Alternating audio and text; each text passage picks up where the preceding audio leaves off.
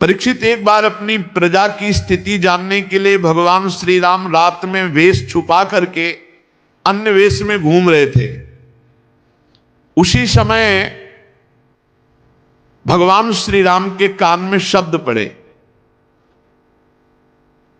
कि एक पुरुष अपनी पत्नी से कह रहा था, नाहम विभर्मित्वाम दुष्टाम असतिम परवेशम गाम स्त्री लोभी बिभ्रजात सीताम रामो नाहम भजे पुनः। तू रात भर पराये घर में रह आई है, इसलिए मैं तुझे इसी समय निकालता हूं। सचमुच संसार को प्रसन्न रखना टेढ़ी खीर है। भगवान सुखदेव जी कह, देखो इस मूर्ख की मूर्खता, भगवान के राज्य में रह रहा हो, भगवान की महिमा को नहीं जान रहा हो, भगवान पर दोषारोपण कर रहा है। जब भगवान राम ने अपने कान से ये बात सुनी तो लोकापवाद के कारण श्री सीता जी का परित्याग किया। इसमें ये बात नहीं है, ये तो व्यवहारिक बात। भगवान श्री राम जी ने देखो, भगवान का एक स्वभाव है कि अपने जन का अभिमान रहने नहीं देते। और लंका जैसे सुरक्षित देश पर आक्रमण करके लंकाधिपति रावण, कुंभकर्ण, मेघनाथ, नरांतक, ऐसे ऐसे देवांतक, इन सब का नाश, तो सबके हृदय में अहंकार जागृत था, सबके हृदय में। यहां तक कि जो भगवान के कृपा पात्र बानर बलि थे, जाम्बवान तक के हृदय में गए। जाम्बवान जी ने भगवान की भुजाओं की तरफ देखा, कहा इतनी सुकोमल इनमें बल है कि नहीं, एक बार कैसे देखें। भगवान से कह तो सकते नहीं और चुप रहे।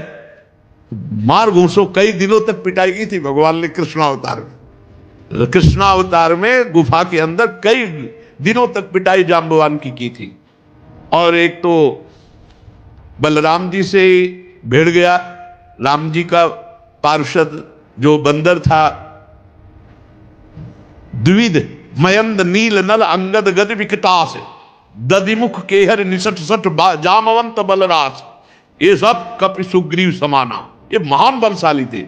तो उसने राम जी की भुजाओं की तरफ देखा तो लक्ष्मण जी ने कहा हम तुम्हें बताएंगे। तो जब लक्ष्मण जी बलराम जी बने ना, तब ये मिल गया।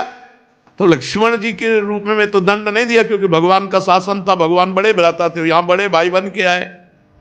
वो एक ही घूंसे में परम पद दे दिया बलराम जी ने। तो जितना परिकर था सबको अहंकार आ गया था। तो भगवान ने सोचा अहंकार का मर्दन कैसे हो, क्योंकि हम कैसे लड़े इनसे, पूरा परिकर कैसे लड़े। तो भगवान ने सोचा हम अपने अंश से इनको पराजित करेंगे। तो फिर ये लीला सीता जी को, अब सीता जी को जंगल में एकांत में छोड़ दिया। उधर भगवान वाल्मीकि जी ने जब देखा कि ये तो अरे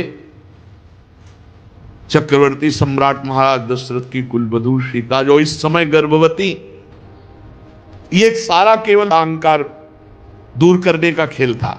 और परंपरा थी ऋषियों के पास ही बालकों का पूरा पठन पाठन, अध्ययन, अध्यापन आदि की पूरी दीक्षा शिक्षा सब। तो वाल्मीकि जैसे महापुरुष, कई कारण ऐसे नहीं भगवान की अपवाद के कारण भेज दिए, ऐसे किसी ने कह दिया, धोबी ने कह दिया, भगवान ने भेज दिया। उसका कारण था अहम का नाश करवाना अपने जनों का, क्योंकि और कोई उपाय ही नहीं था कि हो सकता, कोई उपाय नहीं था। राम बल से बलवान को कोई नीचा दिखा सकता है तो राम ही बल दिखा सकता है। तो वहां लवकुश का प्रादुर्भाव हुआ। महर्षि वाल्मीकि जी त्रिकालज्ञ महापुरुष, उन्होंने अपने ज्ञान के द्वारा पूर्ण धनुर्वेद सब वेदों से परिपूर्ण कर दिया लवकुश को। सामर्थ्य ऐसी कि त्रिभुवन में कोई लवकुश का सामना नहीं कर सकता। अब भगवान जब अश्वमेध यज्ञ, तो घोड़ा छोड़ा जाता है, घोड़ा छोड़ा गया, छोटे भाई कुश ने पकड़ लिया। थोड़ी देर जब नहीं आए तो लौ व्याकुल हो गए, कहाँ है? देखा मस्तक पर लिखा होता था घोड़ा कहाँ का है, कौन का है, क्या सब पूरा। उन्होंने देखा अयोध्यापति चक्रवर्ती सम्राट राजा धीराज भगवान श्री राम। वो ये क्या किया? तुमने कहा इनके साथ सैनिक मुझे बहुत अहंकार भरे दिखाई दिए, मुझे लगा थोड़ा खेलूं इनसे युद्ध में। बोले चक्रवर्ती सम्राट राम, राम का, जिन्होंने सिया का त्याग किया किसी नगरवासी के कहने से, तब तो बिल्कुल नहीं घोड़ा छोड़ूंगा, मैं देखूंगा कैसा वीर है राम के दल में। छोटे से कुछ की बात सुनकर लो जी ने भी निश्चय किया, क्योंकि भगवत प्रेरित थे। अब जितने सैनिक थे एक को भी नहीं मारा, सबको मूर्छित कर दिया। उनमें से जिनको एक आध को होश आया लौट के अयोध्या गए, बोले जंगल में 2 बालकों ने घोड़ा पकड़ा, अब आगे नहीं जाया जा सकता जब तक विजय श्री वहां नहीं होगी। हनुमान जी महाराज की तरफ देखा कि और योद्धा भेजने से पहले हनुमान जी महाराज तो ज्ञानी नाम अग्रगण्यम गए, देखा लो और कुश के हाथ में, तो उन्होंने सोचा ऐसा त्रिभुवन में वीर पुत्र किसका हो सकता है जो रघुनाथ जी के घोड़े को पकड़ ले। इतनी सामर्थ्य नहीं है, क्योंकि घोड़ा भी कोई साधारण थोड़ी भगवान के अश्वमेध यज्ञ का। तो जब उन्होंने अपनी भागवतिक दृष्टि से देखा तो भगवान के अंश लव को शरणागत हो गए। जैसे चाहो वैसे बांध लो, जैसे चाहो वैसे कर लो।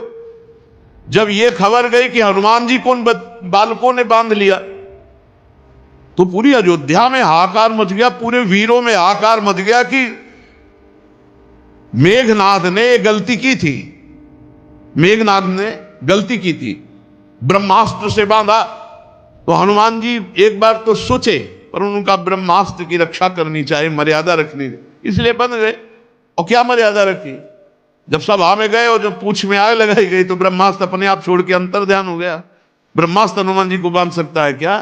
कोई भी अस्त्र हनुमान जी को नहीं बांध सकता। कोई वीर पैदा नहीं हुआ ऐसा जो हनुमान जी को बंधन में डाल सके, कोई वीर पैदा नहीं हुआ। अपने आप में आ जाए तो कोई है ही नहीं इनके बराबर।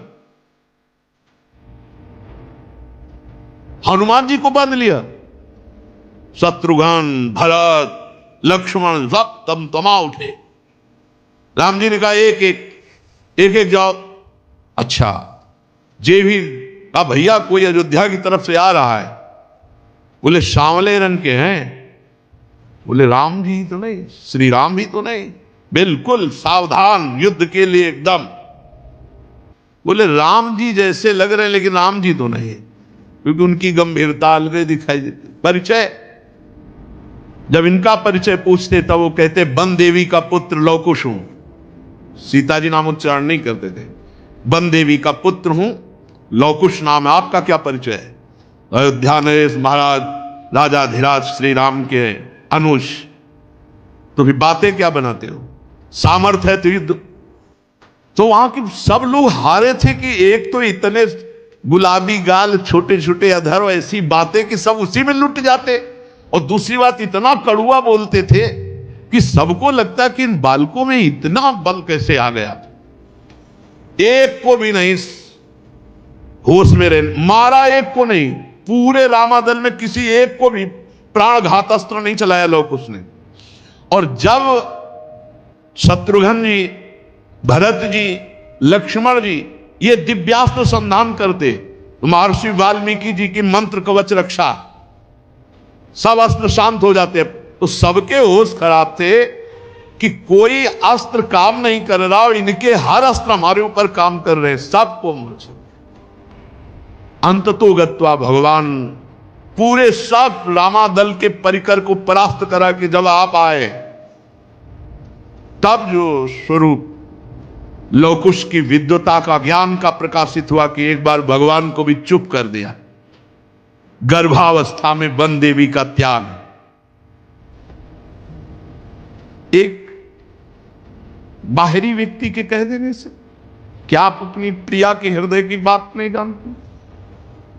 एक बाहरी ने कह दिया और आप त्याग कर दिए, आप युद्ध कीजिए हमसे। भगवान ने कहा कि बच्चों ने। रघुकुल में अगर कोई ललकार दे तो कदम पीछे नहीं हो, और तुम हमारी ही संतान हो, हमारे ही अंश हो। तो भगवान ने, गुप्त बात ये थी कि समस्त रामादल के अहंकार का, राम पक्ष के जितने थे, उनको और कोई परास्त नहीं कर सकता था, भगवद अंश ही परास्त कर सकता था। इसलिए भगवान ने, और दूसरी बात, जो अयोध्या पर अधिकार करने की क्षमता है, वो बाल्यावस्था से ऋषि मुनियों के द्वारा पालित पोषित और उनके द्वारा दीक्षा शिक्षा दी गई। भगवान श्री राम ने स्वयं ऐसा अपना जीवन व्यतीत किया, जो विश्वामित्र जी के साथ गए। तो ऐसे ही अपने पुत्रों के लिए, ये बाहरी बात थी, आंतरिक बात थी, अपने पक्ष के जनों के अहंकार का मर्दन करना। पृथ्वी देवी के गोद से प्रकट हुई थी जानकी जी। अब राम जी बहुत विकल हुए और उनसे कहा, पुत्रों कहां हैं तुम्हारी मां बन देवी? तो उन्होंने कहा, गुरु जी के पास, वाल्मीकि जी के पास। पर दौड़ते हुए नजदीक, प्रभु श्री राम आपके दर्शन करने आ रहे हैं। पता नहीं सिया जी के मन में क्या था, क्या लीला थी। उन्होंने पृथ्वी देवी से प्रार्थना की, बस अब नहीं, मैं अपने प्रभु को जिस ध्यान में देख रहे हूं उसी ध्यान में रखते हुए मुझे लय कर लो, अब प्रकट में नहीं। भगवान श्री राम अपनी शोकावेश बुद्धि को संभाल नहीं पाए। देखते देखते सिया जी पृथ्वी की गोद में, पृथ्वी की गोद से प्रकट हुई थी, और पृथ्वी की गोद में भगवान श्री राम बहुत विकल हो गए। समर्थ होने पर भी न रोक सके और रुदन करने लगे, क्योंकि जानकी जी के पवित्र गुण, जानकी जी का समर्पण, जानकी जी की पवित्रता, जानकी जी का भाव, ये गुणगान करके भगवान अपने को रोक नहीं सके और रुदन करने लगे। परीक्षित, भगवान अपने जनों से बहुत प्यार करते हैं, तो जानकी जी तो उनका हृदय ही है। भगवान का ये रुदन करना कोई स्त्री पुरुष का रुदन करना नहीं। बड़े बड़े समर्थ लोगों के विषय में यह देखा गया है कि प्रेम में ऐसी स्थिति, जनक जी को भला, पर जानकी जी जब विदा हो रहे हैं तो वो भी विकल हो गए। भगवान श्री राम ने उसी दिन से नियम पूर्वक ब्रह्मचर्य व्रत धारण किया और 13,000 वर्ष तक अखंड ब्रह्मचारी रहकर दशरथ जी द्वारा पोषित अयोध्या नगरी का पालन किया 13,000 वर्ष तक। तदनंतर अपना स्मरण करने वाले भक्तों के हृदय में अपने उन चरण कमलों को स्थापित करके, जो दंडकारण्य के वन में कंकड़ और कांटों से बिंधते थे, भगवान स्वयं प्रकाश परम ज्योतिर्मय साकेत धाम को अंतर्ध्यान हो गए। सब अपने निज जनों को लेकर के सरयू जी में लीन होने वाली लीला की और साकेत धाम चले गए। परीक्षित, भगवान श्री रामचंद्र जी के समान प्रतापशाली और कोई नहीं, उनसे बढ़कर तो कोई हो ही कैसे सकता है। देवताओं की प्रार्थना से भगवान ने मानो लीला धारण की थी। रघुवंश शिरोमणि भगवान श्री राम के लिए कोई बड़े गौरव की बात नहीं कि उन्होंने अस्त्र शस्त्रों से रावण को मार डाला या समुद्र में पुल बांध दिया। भला उन्हें शत्रुओं को मारने के लिए किसी बंदरों की सहायता की आवश्यकता है? ये सब भगवान की मधुर लीला है। भगवान के एक संकल्प से पूरी सृष्टि का विनाश, पालन और सृजन होता है। उनके लिए रावण आदि मारने के लिए कोई अवतार लेना पड़ेगा? मैं उन्हीं रघुवंश शिरोमणि भगवान श्री रामचंद्र जी की शरण ग्रहण करता हूं। परीक्षित, जिन्होंने भगवान श्री राम का दर्शन किया, स्पर्श किया, अनुगमन किया, वे सब कौशल देश निवासी भगवान के साकेत धाम को गए, जहां बड़े बड़े योगी साधना के द्वारा जाते हैं। जो पुरुष अपने कानों से भगवान श्री राम के पावन चरित्र को सुनता है, परीक्षित सुनने मात्र से वो समस्त कर्म बंधनों से मुक्त हो जाता है। भगवान सच्चिदानंद में है, उनकी लीला गायन करना, लीला श्रवण करना, ये स्वतंत्र भगवत प्राप्ति का मार्ग है। केवल भगवत चर्चा श्रवण मात्र से भगवत प्राप्ति।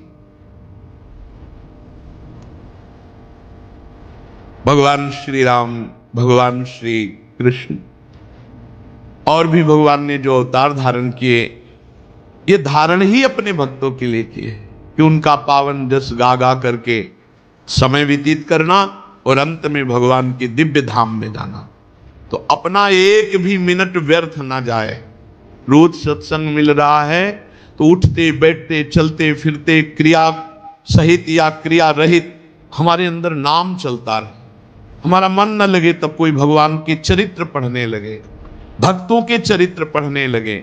हमारा समय भागवतिक जाए, बस बहुत कम जीवन है, पता नहीं कौन सी श्वास आखिरी हो, इसलिए वो श्वास बड़ी मंगलमयी हो जो आखिरी हो। मुख में राधा नाम हो, हृदय में भगवत आश्रय हो और शरीर छूट जाए तो भगवत प्राप्ति पक्की है। इसलिए समय व्यर्थ न जाए, खूब निरंतर नाम जप करो, इसी जन्म में भगवत प्राप्ति हो तो बहुत जीवन धन्य धन्य हो जाएगा। नहीं तो अगर थोड़ी भी चूक करोगे तो अगला जन्म होने की संभावना रह जाएगी। कोई भी मिनट श्वास खाली ना जाए। शेष चर्चा की। श्री राधा वल्लभ लाल।